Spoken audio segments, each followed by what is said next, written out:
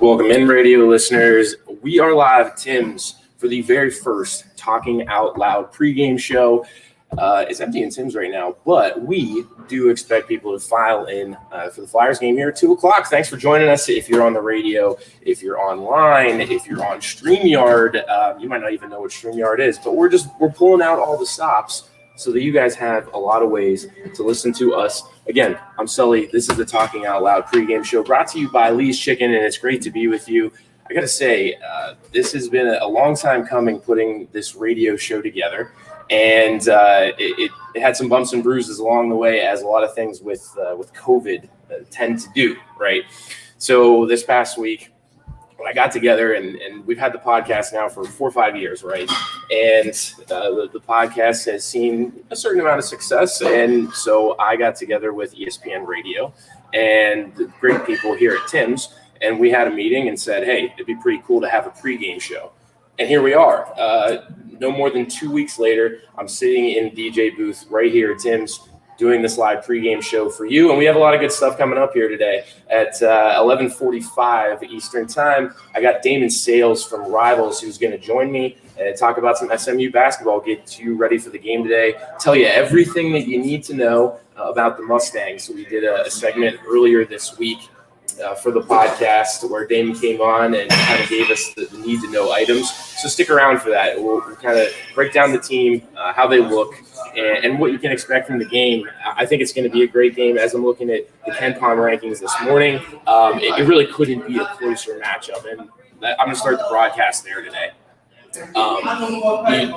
Highlighting the pregame show is great, but let's get to the game at hand. And before we bring on Damon, just for our first segment here, I often look at the KenPom rankings in the non-con he ranks teams from 1 to 353. And in the non-con, Dayton's objective is to always land with teams that are in the top 75 when we're on the road to get games that will be resume builders, right? So as it sits today, on this day of our Lord here, December 5th, Dayton's 58th in the KenPom rankings, and SMU is 56th. Now, I realize that there isn't a great sample size to go off of. Some teams have played 5 games. Some teams have played 1 game. Some teams have been on a COVID break that haven't played any games. There's 3 teams in the A10 right now that still have yet to play any games. But, sample size or not, what the metrics are telling us right now in the early season is that these 2 teams are extremely well matched together. And you have to applaud UD for putting this game together. You have to applaud SMU for keeping their noses clean, testing negative, and getting all the way to Dayton so that this game can take place. So let's highlight that before we get into the actual game. There's so much to do in Dayton about scheduling. And every single year I put out a podcast about scheduling, and it's always the most listened to podcast of the preseason. I don't know why that is. People in Dayton really like talking about scheduling, but I have a few inklings as to why that is. Now, reason number one is because it means more to us in the A10. And what I mean is it means more to us is there's not a lot of meat on the bone once you get to conference play. We've seen year over year over year that the A10 is going to max out around 3 or 4 bids. In 2014, I believe it was, the A10 got 6 bids. And since then, they've alternated pretty much between 2 or 3 bids, most years with 3 bids. Now, I bring that up because the non-con is your opportunity to get those resume building wins. Because once you get to conference play, there's usually about 3 games on your schedule that are going to build up your resume. And, this year is really no different. You go on the road at SLU, you go on the road at Richmond. If you bring those teams into your home arena, those are going to be some quality wins in the first or second tier of quality wins. We like to call tier 1, tier 2, A, B, whatever you like to call it. For simpletons, let's just call them tier 1 and tier 2. But, those tier 1 wins are very hard to come by in the Atlantic 10. So what that leads us to is games like today. And when we were taking a look at the schedule early on, and this would have been a couple of months ago, one of the reasons that I wanted to applaud SMU specifically is that they have remained committed to having this game on the schedule. And I do applaud them for that because there were so many things at play. I mean, I'm not saying anything new by saying in 2020, there's just a lot of there's a lot of outside circumstances that are kind of changing the college basketball schedule. But SMU said, I even heard in May that they wanted to get this game in, and here's why. SMU needs resume building wins as well. So, on UD's side, they obviously, their objectives are spoken for. Let's get a couple quality teams on the schedule that are possible wins. You never want to set yourself up to go maybe on the road to Ohio State and lose. That was a joke. We're not going on the road to Ohio State. But, Dayton wants to put themselves in the best position to pick up a win like this. And then SMU is kind of doing the same thing, right? So when you get two programs like this that are on a crash course that have the exact same objectives in the non-conference, this is how these games come to be. And we talk so much in this area, why doesn't Dayton play Ohio State? Why doesn't Dayton play Wright State? Well, I kind of highlighted the reasons why they do not. Is that Dayton doesn't play Ohio State because they don't really want to go on the road and risk a loss, right? Dayton doesn't play Wright State for the exact same reason. And Ohio State tends to be reluctant to play Dayton for those exact reasons. You don't need to put a game on your schedule that could possibly be a loss. And then, for Dayton and Wright State, the downside to losing at Wright State is so much greater than the upside of winning. And it's always going to be that way. This year, Wright State obviously has a really good team. Last year, they had a pretty good team. But Dayton does not gain anything by going there and playing that game, just like Ohio State doesn't really gain anything by bringing Dayton in. And, even if they win the game against Dayton, it's just not going to look that great at Ohio State. So the risk certainly it outweighs the reward, and it's always going to be that way. So here we are, December 5th, we got Dayton SMU on the schedule, and we actually made it.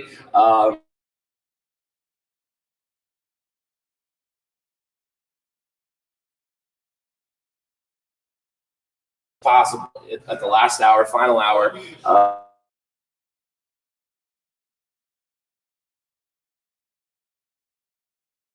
Today,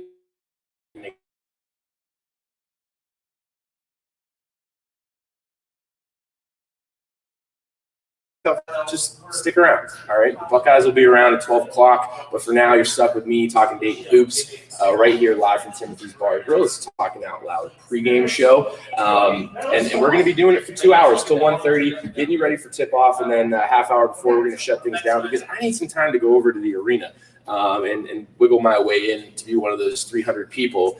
I still haven't decided how loud I would like to be today because, you're going to see me on camera. So, do I yell at the players? Do I act like a grown man? We're going to find out. But for the time being, like I said, you got me, Sully here, Talking Out Loud pregame show until noon, and then we'll switch over to Buckeyes coverage.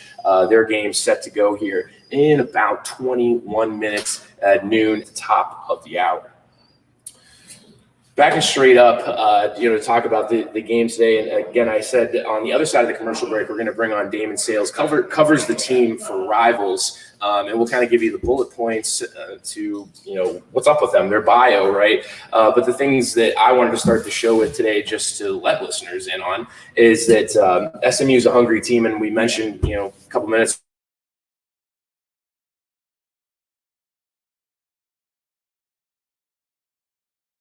and little sound problems here from Tim's. We're working through it. I'm looking at my production staff right now to work it. It's the first pregame show, so things are bound to go wrong here, there, elsewhere.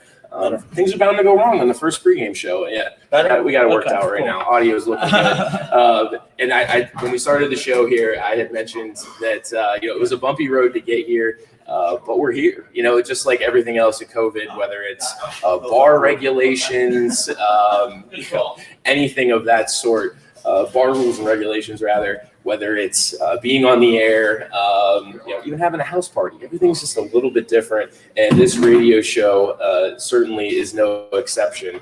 So other side of the commercial break, we're going to have Damon Sales right now. You're listening to Talking Out Loud pregame show brought to you by Lee's Chicken, live from Timothy's Bar and Grill. Stick around. Talking Dayton SMU on the other side of the break.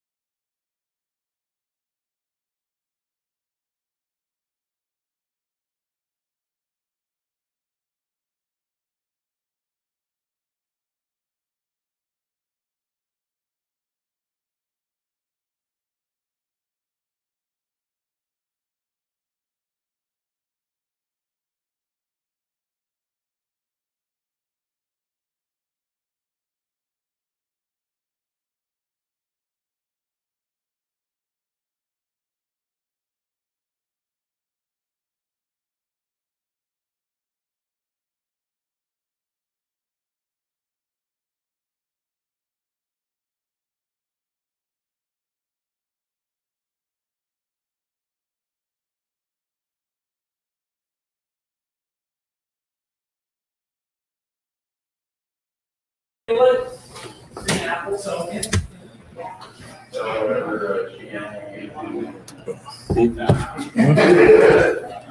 up, Flyers fans? Welcome back in. We're at Timothy's Bar and Grill live. We're on StreamYard. We're on the radio. We're on iHeartRadio. There's a couple other places that we're on, but I don't have to listen to all three. Wherever you're listening to us, here, elsewhere, otherwise, it doesn't matter. We're on the show right now with Damon Sales, my man from Rivals, who covers the SMU basketball team. We caught up on, I think it was Wednesday. It's been a long week, Damon, but we're back here today, and I told you that the first thing we're going to talk about was, did we get to tip-off? And we got, let's see, about 2 hours and change, and I think we're going to make it to tip-off, man. How you feeling? Oh, man, Sully, it's good to see you, man. Good to hear from you.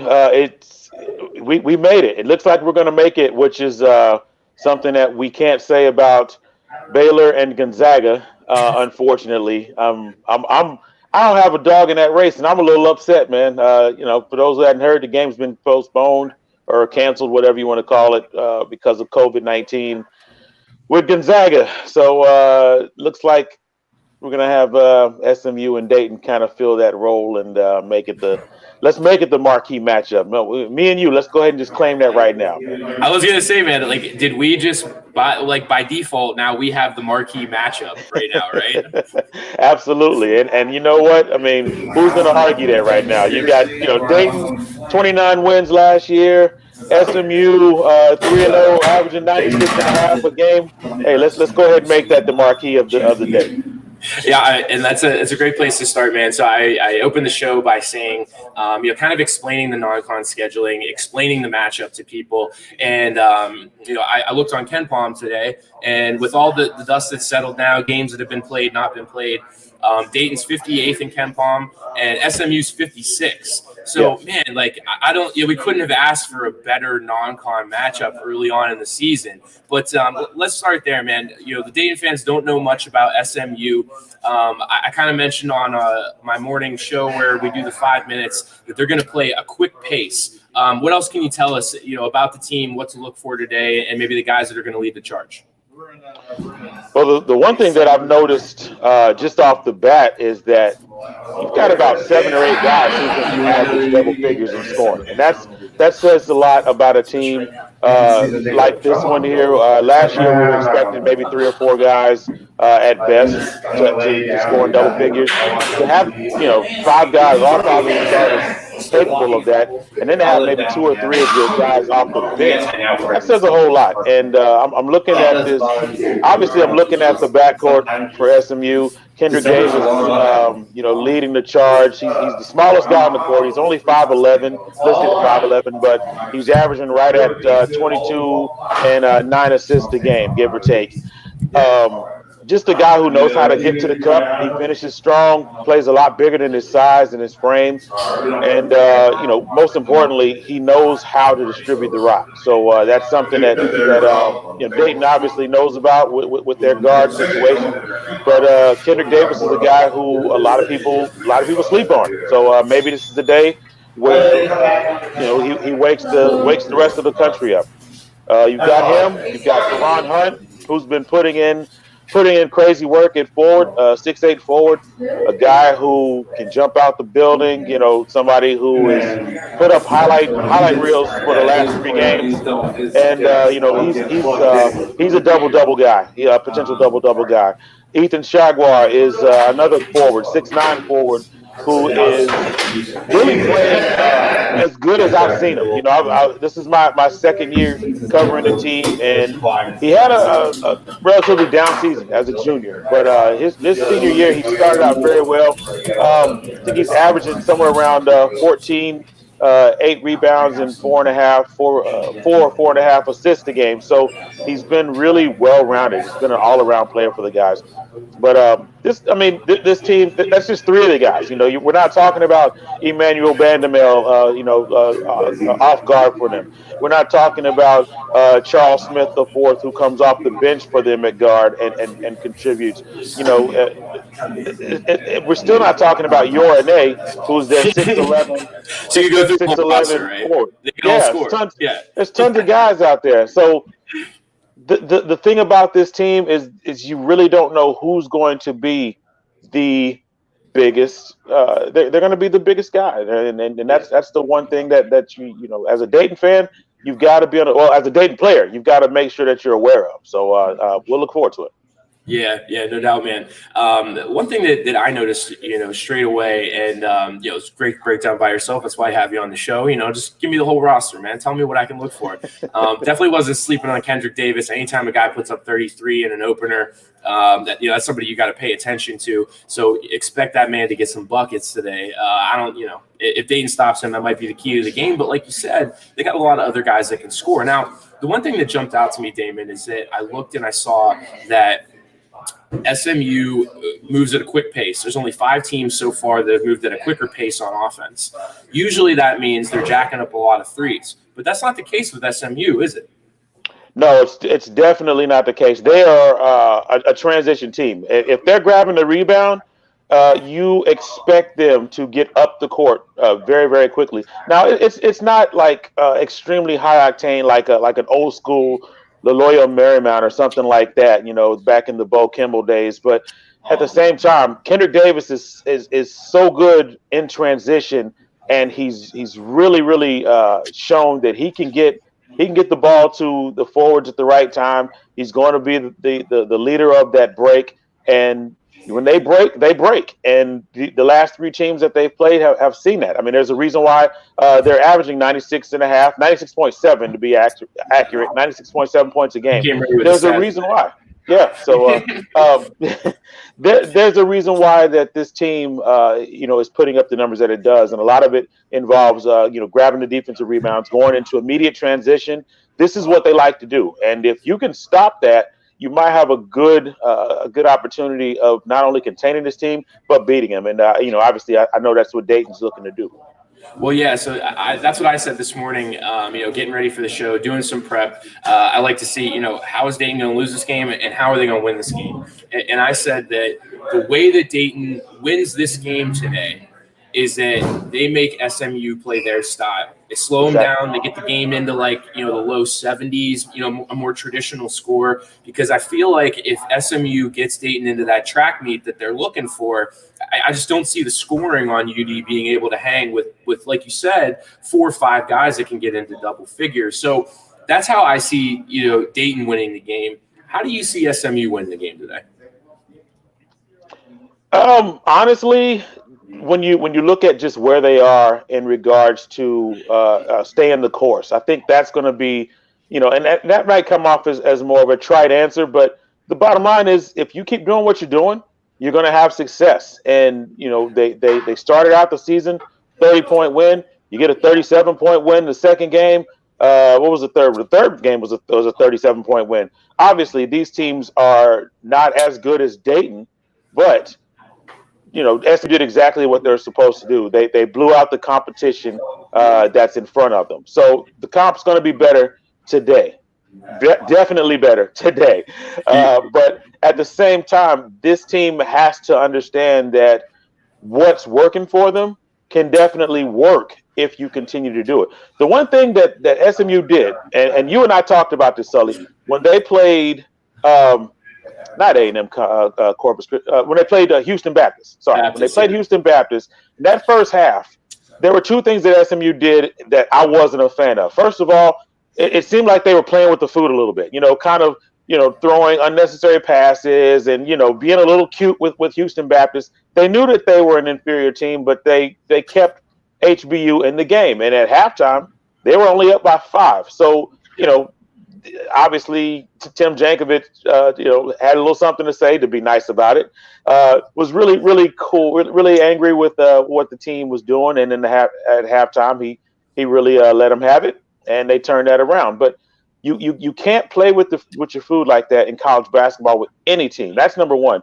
Number two, Houston Baptist played their style in that first half, and they made SMU adjust. So if Dayton can do the same with SMU, we could definitely see a close game. I mean, I'm not going to sit here and say Dayton doesn't have a chance at all, because I think that's totally false. I think this is a great opportunity for Dayton to show just how versatile they can be. But if SMU wants to win this game, they have to stay the course. They have to keep doing what they've been doing.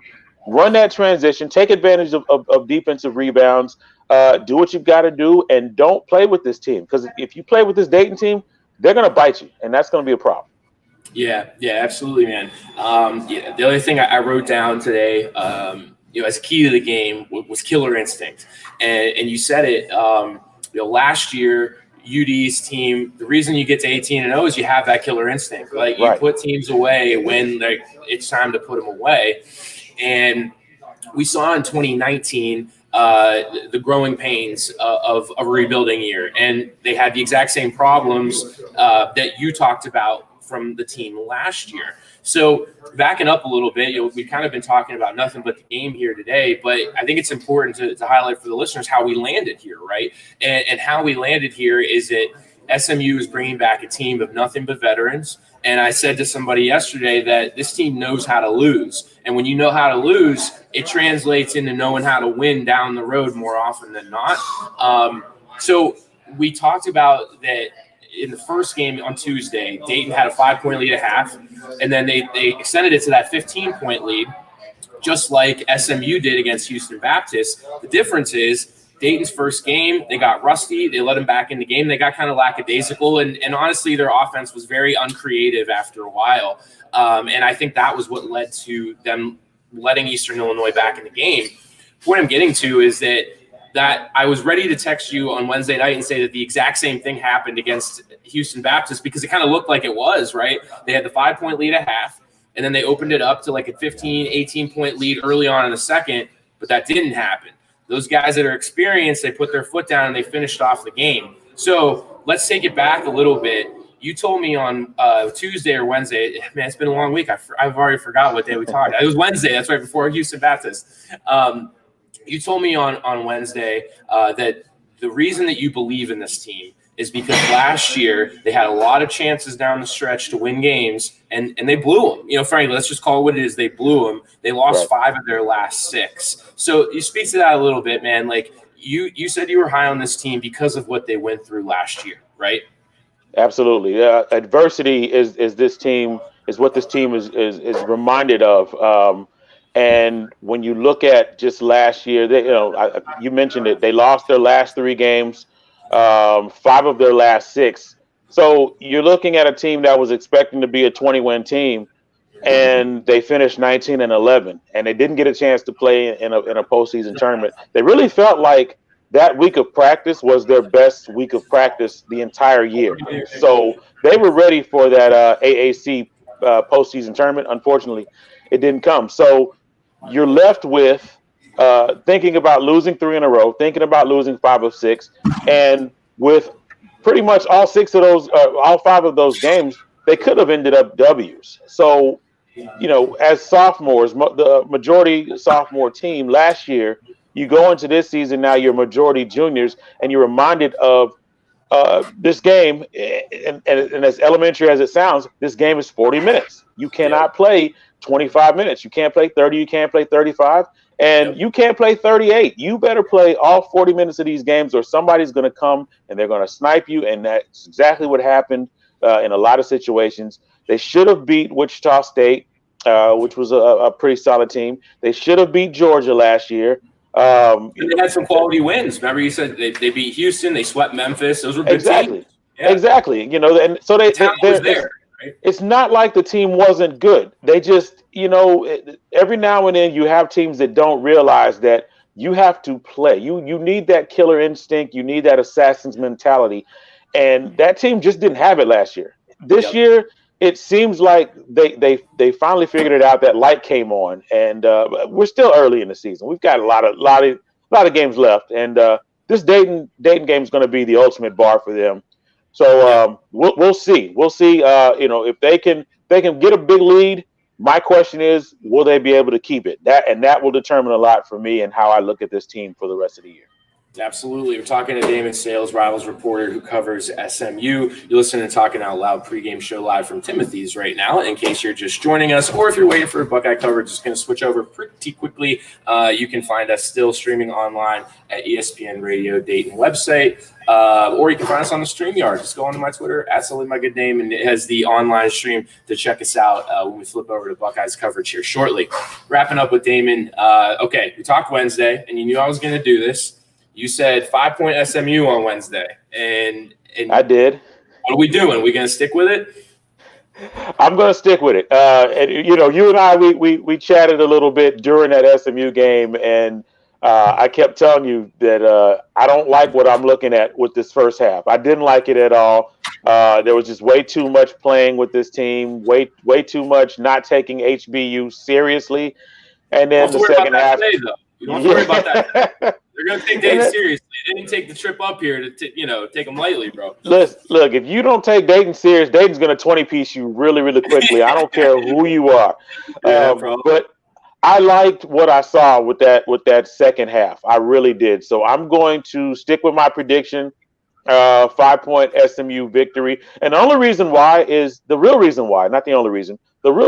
is because of the lack of home court advantage. You know how it is, man. When you've got a loud crowd, and thank you, I've learned that loud is LOWD now. So good looking out on that. Only here in Dayton. That's right. Exactly. Exactly. But when you have that loud audience, that loud crowd, I mean, it really defines home court advantage. And for Dayton to not have that, you've got to ask yourself, is that an X factor that the Flyers will really need in a game like this? So I'm going to stick with my prediction. If I'm wrong, you know what? It's cool. I'll take the L's from the Dayton fans, and I just want to see a really good basketball game. I'm excited about today, even more so now that we don't get to see Baylor Gonzaga, because you and I, we're both diehard college basketball fans. So we were looking to see some of the big games, the marquee games. Now this one's up there. You've got to look at it as one of the prize games, and I think we're in for a really good show. Yeah, maybe let's switch us to national TV last minute. It'll be one of those things. Somebody hit a button. Let's get us on national TV, man. Is the game even on down there in Dallas? You got a local station picking it up or what? No, it won't be on local, but it'll be on ESPN Plus. So for those who have ESPN Plus, feel free to chime in. But yeah, it would be lovely if ESPN decided last minute, hey, let's go ahead and punch this on one of our locals or one of our access stations. That'd be great. But for those, ESPN Plus, it is what it is, and I'll be here for it. I'm good for it. Hey, man, that's the life of not mid-major. I think we can both call ourselves like the middle of the high and mid-major, whatever that is.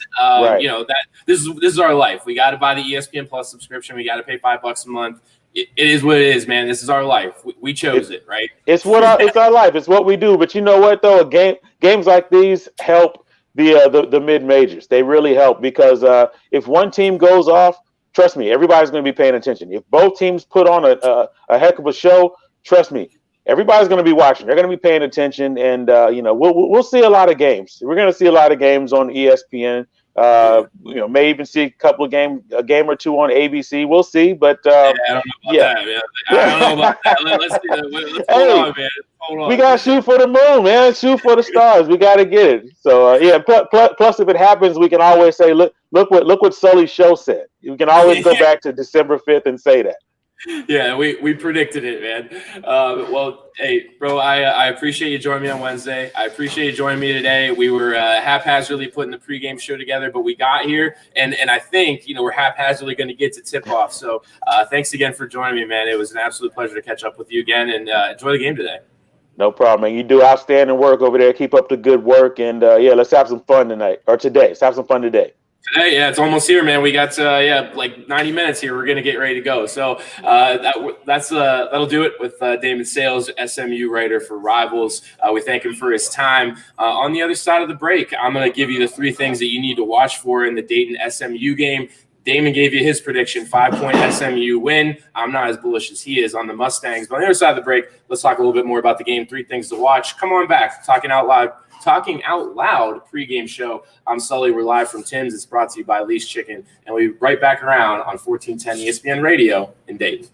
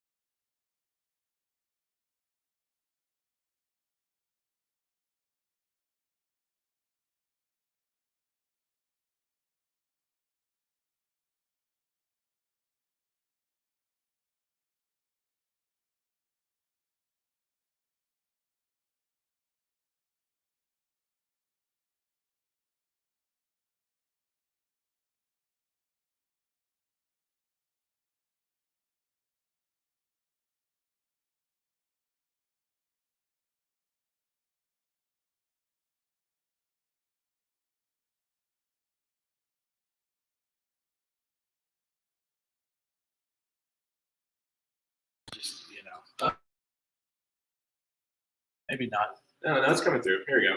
I clicked on mute. Yeah, it's fine. So tell us if that's fixed there. Yeah. You had no issue with it before. Yeah, if you're on the StreamYard, let us know. Let us know what's going on here. Again, it's live radio. Like, this is what we do. And okay, so you had an issue. You had an interview with Cal. I will say this: we're straying very far from the pregame show right now. But again, who plays today? Yeah. Dayton and SMU. Okay, they're playing. Yeah, we get this back on track. We can't. The interview, I didn't hit record.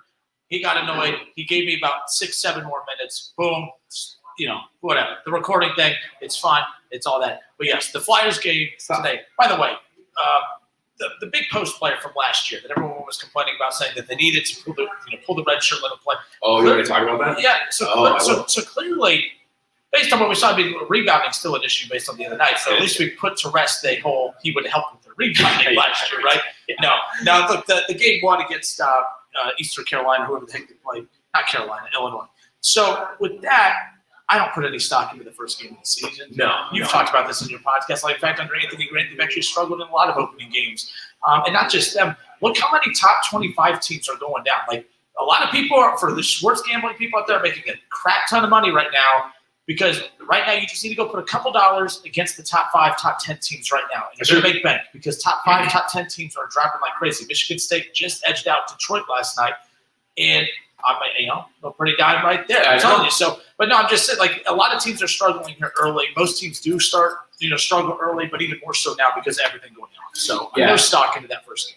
Yeah, no, I didn't put a lot of stock into the first game, but in the first half of the show, I did want to highlight that this game. I mean, this game is a big deal. It's a big deal for both teams. I think that was what I wanted to kind of like opine on tonight. It was just like today that. This is a big game for both teams, and I often say, okay, we're all hyped up whether we want Dayton to win the game, but SMU came in here and they put this game on the schedule because they want the same resume-building win that Dayton has. And I said to people, I actually have to do the thing that I said I was going to do before the commercial break, and that was to talk about Chase Johnson because we talked about him a lot last year. Yeah, I know, you're laughing. Dirt Road, yeah, my man, Dirt Road Johnson. One of the best nicknames that we've come up with on the website, podcast or otherwise. We've had good nicknames over the years. Like Chimichanga is not really like a nickname. It's just us being lazy about saying his name. That's what you have to call him. Yeah. And by the way, Anthony, thank God he's not Hispanic because that would have been a whole bag of worms for us. I'm telling you. Yeah. So thank God. Yeah, I don't want to be labeled that. It's just a nickname we put on it because it's easier to say than Tishamango. I finally figured out how to say Antetokounmpo. 3 years after the fact, yeah. Like now, I can't wait to say Antetokounmpo won an NBA championship. Antetokounmpo, but when he was here, I'm just like, oh yeah, Giannis' brother. Yeah. So we talked about Chase Johnson at length last year because he started the year in the first semester, on the team. I think he played in about 8 games maybe up until the end of the year. And then the Friday before the second semester started, he left the team. And, it is what it is. Like, he left the team, and there was a lot of speculation because you kept things really hush-hush, and then there was this post-concussive stress syndrome that they said he had, and he moved back home. So here's where I'm at today, all right? Because, I'm one of those guys where I'll come full circle, and I'll admit, if I was wrong or otherwise. I'm not saying that I was wrong on how the whole situation transpired. I think there was more at play than post-concussive stress syndrome.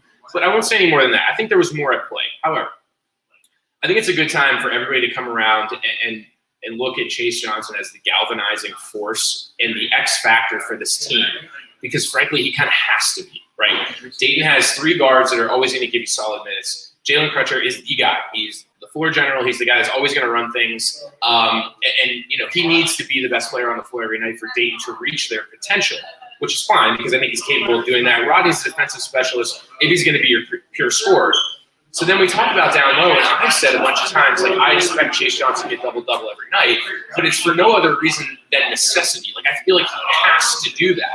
I'm going to bring this full circle for you, but the reason I think, it's time to treat Chase as the X factor, the galvanizing force of the team, is that he left UD and he got an Archdeacon column written about him in the Dayton Daily News. And for all those younger fans out there, you're not a player on the Dayton Flyers roster until you have a puff piece written about you from Tom Archdeacon. That's just a fact. I have a story about him real quick. You can jump in. Go ahead. I'll pause it right now, and I'll tell people, I'm going to give you the reasons why you root for Chase Johnson. Yeah, I am interrupting. I'm being horrible here. No, that's okay. But I just love this stuff with people. Archdeacon's one of the best. He's, absolutely hilarious. Like, I'm in tears. Half the time he has me in tears laughing at things that he says. It's start to finish, because you start by looking at his mustache, you're laughing. Yeah. He starts talking, then you're laughing. He catches your attention. You walk into, when you're walking by the media, you look up, he gets your attention right off. So we're covering a game. We're in Detroit, bringing up that conference game. But I have to, just because that's the setting. I'm not just forcing it on you Flyer fans, I promise you. But we're covering this particular conference's tournament in Detroit. And they send us to the wrong media room. Well, he's in her. He's trying to meet deadline. Me, Jay Morrison at the time, and then Archdeacon, we are sprinting down this hall trying to find the correct media room because you only get selected on the time in the postgame. Archdeacon crashes into this trash can.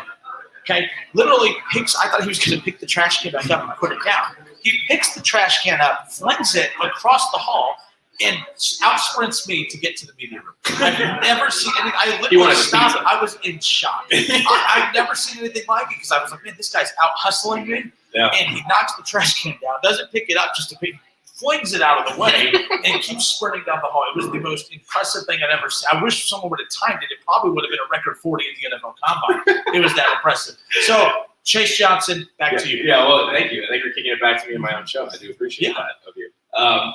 Okay, so we mentioned that he's going to have to get rebounds and buckets out of necessity because there's no one else. You look down the bench. I mean, Sissoko is like the third guy to bring in on the front court, but there's not a whole lot else behind him. So Chase left school last year, or I guess not last year, how this year's been so long. He left in January, which would have been the start of the second semester. And I mentioned that it opens it. Like, the reason the situation garnered speculation is that Chase left school the Friday before the second semester started, which always gives people a reason to allude to grades, right? Fair or unfair, it just gives people that avenue to open up on speculation, right? Well, I'm coming full circle today because, I read the Archdeacon piece, and from what I've heard inside the program, the one thing that Chase Johnson has been steadfast on was that he left school and he remained committed the entire time to come back to school. That was what he said. I'm coming back to school. I want to be a part of Dayton. I want to be a part of the team. And, this season is a little bit of redemption for him. And I think that kind of redemption story, coming off a bunch of injuries, he's had 3 concussions. He went to Florida, didn't play much, transferred here. He had more injuries here in Dayton. And then, of course, left, like I said earlier. And, this is the perfect redemption story, number one. And number two, the guy can flat out play. Everybody I have heard from inside the program, outside the program, or otherwise has said the guy can shoot the ball. He can step out and shoot. Saw that on Tuesday. He went 3 for 3 from downtown. And he can get buckets down low. Now, he's not a tenacious rebounder. I'm not in love with his effort defensively. But all of these things are shaping up to be the perfect redemption story for Chase Johnson. And he's going to be the X factor in this team because he has to be. Like, there's nobody else coming off the bench that can give the Flyers valuable minutes down low. So, as I'm reading all these things from Archdeacon, he's telling the story about how Chase went back to West Virginia. All I'm thinking in my head is the Buckeyes are scoring a touchdown. Everybody, everyone's paying attention to me when the Buckeyes score a touchdown. It's all about sports gambling. I promise you, just keep talking. But everything is shaping up for Chase to be that guy. The redemption story, the X factor for the team, the guy that carries UD above maybe where their expectations are, because again, like I said to start the piece, Jalen Crutcher has to be good for Dayton to be good. I mean, there's no way around that. Rodney has to be stout defensively. Ibby has to give you at least 10 points a night. The team is going to suck if those 3 things do not happen almost every single night. Because you think about last year, like Dayton had a lot of pieces where if somebody didn't show up one night, even Obi, like against VCU, Obi had a crap game, other guys picked it up. They had a lot of weapons, so it didn't matter.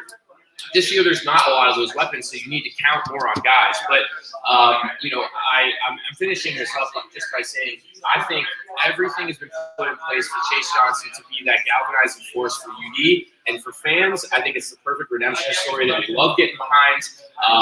He's a guy that works hard in practice. Obviously, like I said, can absolutely ball. And I think that that's an easy story to get behind as a fan, to say, we're always looking for guys as sports fans to root for, And it kind of, in Pittsburgh, I'm a Pittsburgh fan myself. That's what was particularly hard about like the Antonio Brown and Le'Veon Bell thing, because they were like honestly just crap human beings, and I hated rooting for them because I thought they were crap human beings, right?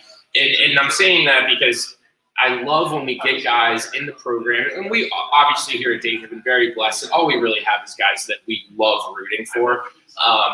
But I love getting behind these guys and saying, this is the guy that I love to root for on and off the court. And I've said this to a million people, podcasts, I've been talking to Knicks fans recently. That was the reason that people loved the team last year so much, was because they were a group of brothers that loved each other, and it was really easy to support that kind of love on and off the court. And I think, this team's going to be a lot similar, and I believe it starts and ends with Jalen Crutcher. But when you add in pieces like Chase, who are easy guys to root for, the story is easy to root for. I think we got another team in Dayton that's easy to root for, brother. So we're going to go to break, and then we're going to finish up the show. Last 20 minutes, we're going to be talking about the man himself, Jalen Crutcher, who runs the point, our floor general for the Flyers. I got a lot to say about him. Like it, you might like it, you might not like it. I don't know, but I'm going to lay it all out for you. I'm going to be honest about it, because that's what I do. And that's why I have my own show. This is Talking Out Loud pregame show. I'm Sully. We're coming to you live from Tim's. It's brought to you by Lee's Shipping, and you can only find it on ESPN Radio 1410 in Dayton, OHIO. Cut that down. Boom. So what I'll do, I'll have my headset on. You do your thing, and then like you need, bring me in on whatever you need to, whatever. So he pulled me off to the side and said, he said to talk to you about wanting to do. Are you totally against doing post games? No, I'm not against it. We just, we're gonna have to blow it out and do it big, like we're gonna set Yingling with Yingling. He said the beer distributor shit. God damn, it's gonna piss me off. Either way, they'll get behind it. They'll back it up. That's what I need. Like, we're gonna keep doing it. So let's make sure we got the money behind it. The second part is, if we did it for more games than just weekends, I'm not trying to take over when you're doing. Would you be opposed to me doing the ones during the week that you can't be there for and you have a weekend? Yeah. Because keep the brand going. I'm not trying to take. I just don't want you to think that I'm trying to jump on what you're doing. I'm not coming around fucking Wednesdays. Well, I just want you to be. I don't want you to think I'm trying to jump on what you're doing. That's definitely not the case. So. No, I mean, I didn't get this far being all pissy with people about who does the show and who doesn't. But no, I'll keep it the top. I'll keep it the.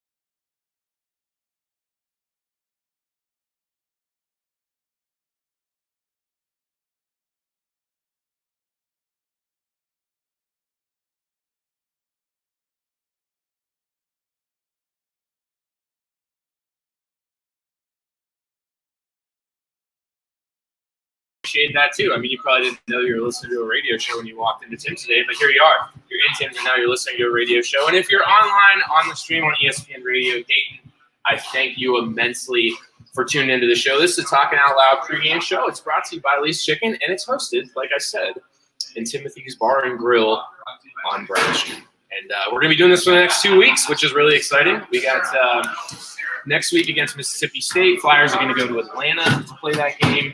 And then they'll be right here back home, playing Ole Miss on the 19th. And then I have to say the disclaimer, God willing, no positive COVID test. I have to say that. I do have to say it. And I'm going to keep saying it every time I'm like, okay, well, the schedule's coming up, 2 games. The other thing, too, and I want people to be aware of this, as we're going to be with you for another 10 to 15 here. It depends. They play me off, and so you'll know. I mean, I don't know, but you'll know. They'll play me off with some music, and they'll be like, all right, Sully, it's time to shut up. But the thing I want people to look out for and to realize about this season is I think people already know how fluid the season is, right? The game against Eastern Illinois was put together on Monday. It was finalized on Monday. They played on Tuesday. Game's over on Tuesday night, right? So 24-hour turnaround, they got a game on the schedule. You need to look for those things to happen again, and it's probably going to happen just here in the month of December. Once conference play starts, the A-10 is going to set their rules on, like, here's the protocols, here's how we're going to have a season, and it'll be tough to wiggle away from that. But right now, it quite literally is the Wild West in college basketball. I know I saw a piece about Bob Huggins last week in West Virginia, who said that there was an opening somewhere in the country, and he saw it on his Twitter feed. He called up, I think it was like a tournament organizer or something like that, and the next day they had finalized that they're playing in a tournament. Similar things are going to happen to UD here moving forward. And what I mean by that is if UD finds another opportunity where a team like Eastern Illinois is going to come and play a game on 24 hours notice, they're going to take it because, frankly, UD needs some wins. And right now, with the way that the A-10 schedule is looking and the way that the schedule has played out, UD only has 22 games on the schedule, and they can get up to as much as 25. So there's wiggle room for 3 more games, and where those take place, again, it'll depend on teams that are available. I'll let you behind the curtain on how this kind of stuff comes together, and this story started earlier this week. I'm going to finish up the program telling you all about Jalen Crutcher, so stick around for that. Before I do, this past week, I turned the curtain on how scheduling takes place. So I got a tip on Monday morning, and somebody got in my DMs and said that UD's going to play Northern Kentucky, and it's going to happen tomorrow. I said, okay. They're like, yeah, our team's, Northern Kentucky is getting prepared to get on the bus and head up to Dayton. I was like, okay, that's news to me. About 24 hours earlier, I had heard that UD was going to play Eastern Illinois, and I had heard that on pretty good faith that they were going to play Eastern Illinois. So I trusted both of these guys, and I said, well, they're both right, but somehow one of them has to be wrong. Sure enough, both of them were right. UD had, over the weekend, put together this game against Eastern Illinois, and then on Monday can I say the butt word? Yeah, no, I can say that. Okay. UD needed to cover their ass. That's what I wanted to say. I'm looking at my producer. Can I say that? I don't know what I'm allowed to say. So UD needed to cover their ass, and they called up Northern Kentucky to say, okay, if Eastern Illinois comes back and they have tested or negative, we got to have somebody else on the slate to fill that position. And that's why they called Northern Kentucky. So I was actually kind of excited about that. Not that Northern Kentucky is like this juggernaut in the Horizon League, but I think it's a great regional matchup that I would like to see a more consistent basis. And I'm one of those guys. Let it be known.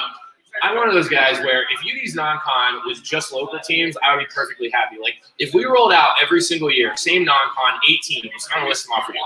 Ohio State, UC, X, Northern Kentucky, Bowling Green, Toledo, throw in a team from Indiana. Boom, you have a non-con slate every year. All you have to do is take a bus ride within like 100 miles. Like, I think that is a perfect non-con slate. I realize all the reasons why that is not going to happen.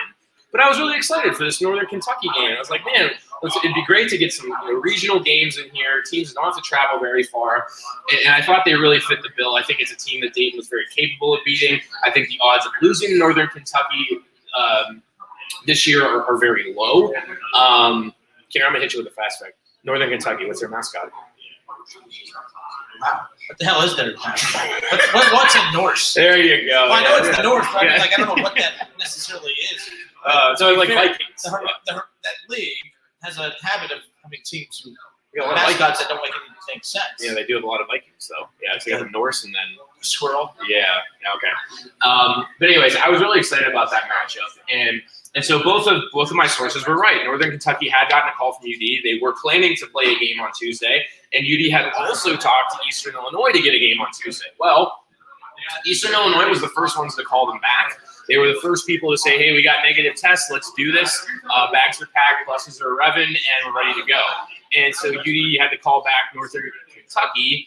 And from what I'm told, they were not too pleased that UD kind of used them as fodder to cover their asses. But again, like I'm not crapping on UD, and I certainly didn't bring up that story to crap on like NKU. Or, yeah, exactly. I didn't bring any of those things up to like crap on either program.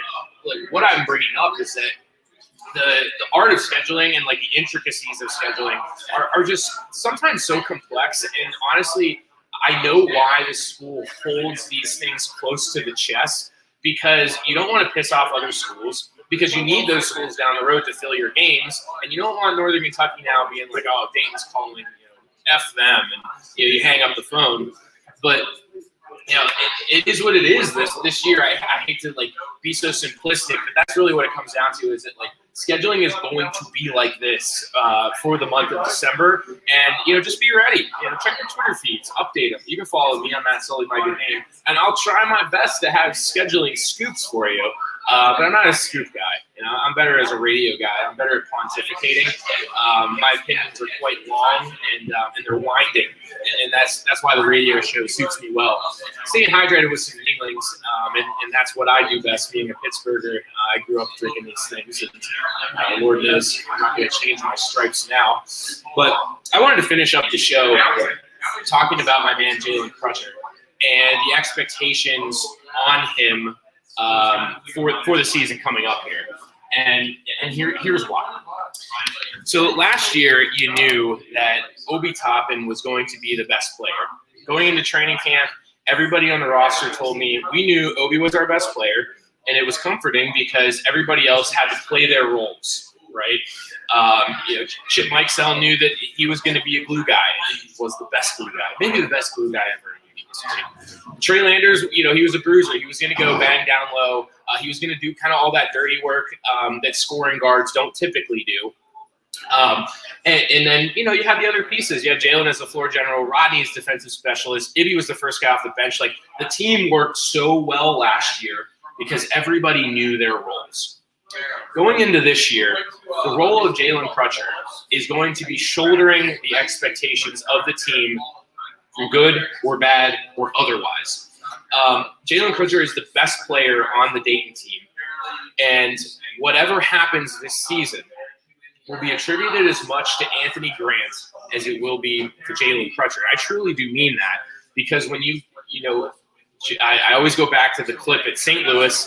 Jalen hit the shot to win the game with whatever it was, 1 second left. He turned around to the cameras and he said he does this. He used more eloquent terms. He used the word I can't use on the air. I actually know that. But he said, I do this poop, this proverbial poop. I do this. And, as I'm going into this season, it got me thinking that's who he needs to be night in, night out this year.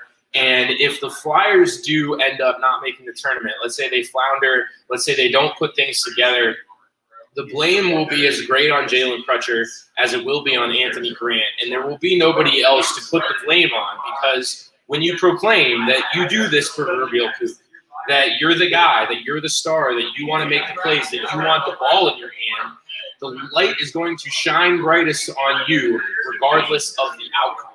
And the light tends to shine brightest when you have your failures, because people like criticizing more than they like being positive. That's kind of just the world we live in. But it's a long way of saying, I see this season going very well for UD. I see them being a tournament team. But whatever happens to this team, it will be the responsibility of Jalen Crutcher. And frankly, I feel that the team is in a great place, and they're greatly suited to see success this year, because Jalen Crutcher is the guy that can shoulder that. He's the guy that can take it, and he's been there. I mean, you look back the last 3 seasons. His freshman year, UD was 14-17. Obi was redshirting, didn't play a minute. Then that second year, they lost a lot of games down the stretch. They really fell apart late in games. Rhode Island comes to mind where they lost in overtime. That was actually the last game the Flyers have lost at home. And I tweeted out today that it has been over 600 days. I think it's 625 days since UD has lost at home. So if they do lose at home today, I don't think that's going to happen. But if it happens, it's been quite a while. So they struggled in that Mississippi State game, and they couldn't put them away. This was 2 years ago I'm talking about. And then Rhode Island. And so that team went to the NIT, and they frankly weren't all that impressive.